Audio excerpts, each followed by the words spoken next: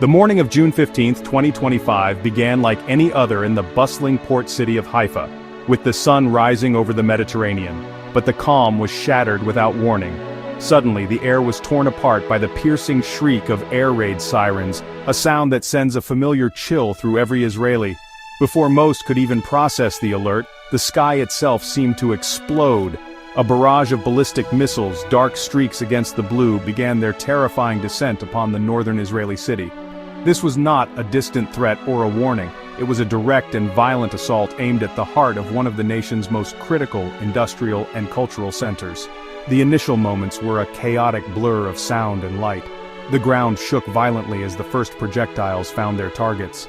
Massive explosions echoed from the port area and nearby residential neighborhoods, sending plumes of thick black smoke billowing into the sky. For the people on the ground, the experience was harrowing. Families scrambled for shelter, pulling children from their beds and rushing to reinforced rooms and public bomb shelters. The sounds of impact were followed by the sickening tinkle of shattering glass and the roar of collapsing structures, a symphony of destruction that would be etched into the memory of all who heard it. Panic mingled with a grim, practiced resolve. On the streets, cars swerved to a halt as drivers abandoned their vehicles to seek cover. The city's daily rhythm came to an abrupt and violent stop. The attack was not a single event but a series of waves, each new siren heralding another incoming threat. This relentless nature of the assault was designed to maximize fear and confusion, preventing any sense of safety from returning. The feeling was one of utter vulnerability, as if the very sky, which moments before had promised a peaceful day, had turned into an enemy combatant. The psychological impact was immediate and profound. Every resident became a frontline witness to a major act of war on their doorstep. The sense of security, painstakingly built over decades, was fractured in a matter of minutes. The attack wasn't just on buildings and infrastructure, it was an assault on the peace of mind of an entire population.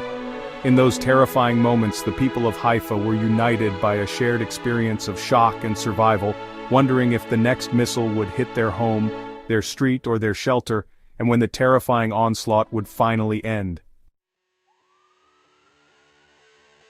There was little doubt about the origin of this devastating attack. Israeli and international intelligence agencies quickly confirmed that the ballistic missiles were launched directly from Iranian territory. This was not an act carried out by a proxy force or a militant group allied with Iran. It was a direct military strike by the Islamic Republic itself. This fact alone represents a significant and dangerous departure from the long-running shadow war between the two nations. For years, the conflict has been fought through covert operations, cyber attacks, and proxy battles in places like Syria and Lebanon.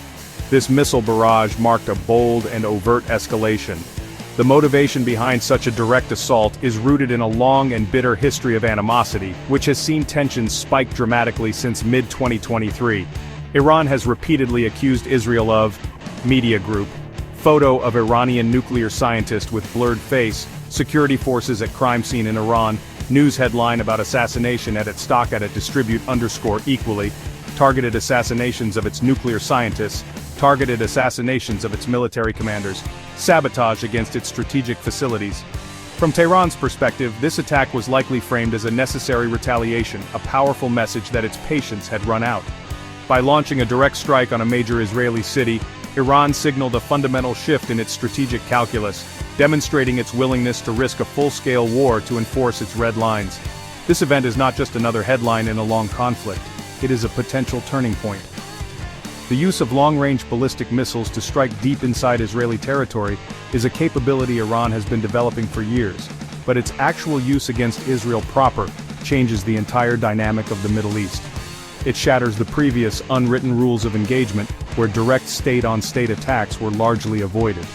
This assault bypasses all intermediaries and brings the two regional powers into a direct, unambiguous military confrontation, a scenario that defense analysts have long feared for its potential to spiral out of control.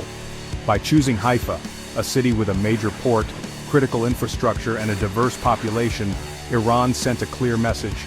The target was not just a military base, but a symbol of Israeli economic strength and societal life. The attack was meant to prove that no part of Israel is beyond the reach of Iranian missiles and that the cost of future actions against Iran would be unacceptably high. This direct challenge now puts the ball squarely in Israel's court, forcing its leaders to decide how to respond to an act of aggression of a magnitude not seen in decades. In the immediate aftermath of the strikes, a massive emergency response was launched amid the chaos. Firefighters, paramedics, and rescue teams rushed toward the impact zones, their sirens replacing the sound of the missile alerts.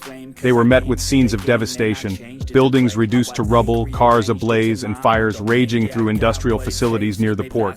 The initial reports from emergency services painted a grim picture, confirming at least 3 fatalities and dozens of injuries. Rescue workers from Magen David Adom worked tirelessly to treat the wounded on site before evacuating them to nearby hospitals, which had quickly switched to emergency protocols. Simultaneously, the Israeli military, the IDF, was on its highest alert. While Israel's sophisticated multi-layered air defense systems, including the Arrow and David Sling, had successfully intercepted a number of the incoming missiles, the sheer volume of the barrage meant that several got through. The military's Home Front Command issued urgent instructions to all residents in northern Israel, ordering them to remain in or near bomb shelters until further notice. This directive effectively placed millions of people under lockdown, a necessary precaution against the possibility of follow-up attacks. For the people of Haifa, the instructions were a stark reminder of their new reality. The city, normally vibrant and full of life, fell silent, punctuated only by the distant wail of emergency vehicles. Families huddled together in shelters, checking their phones for news and trying to contact loved ones. The sense of community, however, remained strong. Neighbors checked on the elderly, and stories of strangers helping each other find cover began to emerge. This resilience, born from decades of living under threat, was on full display even as fear and uncertainty lingered in the air. Search and rescue operations continued for hours, with teams carefully combing through collapsed structures in a desperate search for survivors. The damage was extensive, particularly in the port area, a vital artery for the Israeli economy. Warehouses were destroyed, and the fires threatened to spread to chemical storage facilities, creating a secondary level of danger that firefighters worked frantically to contain. The city of Haifa was wounded, facing a long and difficult road to recovery, but its emergency services and its people demonstrated a determined effort to save lives and restore order amidst the wreckage. This direct missile attack by Iran on Haifa is more than just an isolated incident. It is a watershed moment that has pushed the Middle East to the brink of a wider, more dangerous conflict. The strategic implications are immense. For the first time, Iran has demonstrated both the capability and the will to use its most powerful conventional weapons directly against the Israeli heartland.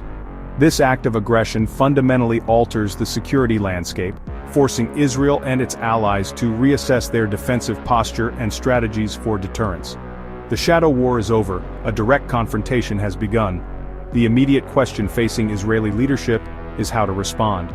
A failure to retaliate forcefully could be interpreted by Iran as weakness, potentially inviting further attacks. However, a massive counterstrike against strategic targets inside Iran could trigger an all-out war, a devastating scenario that would likely draw in other regional and global powers, including the United States. The Israeli War Cabinet is now facing an incredibly difficult decision, balancing the need to re-establish deterrence against the catastrophic risk of a full-scale regional conflagration. The world is watching, holding its breath to see which path they choose. Internationally, the attack has been met with widespread condemnation, but diplomatic words may not be enough to de-escalate the situation. The United States and other allies are now under pressure to support Israel, while also working to prevent the crisis from spiraling. This event will test the strength of international alliances and the effectiveness of diplomatic channels in a highly volatile environment. The attack serves as a stark reminder that the long-standing tensions between Iran and Israel are a global issue, with the potential to disrupt international trade, energy markets, and regional stability. Looking forward, the path to de-escalation is narrow and fraught with peril.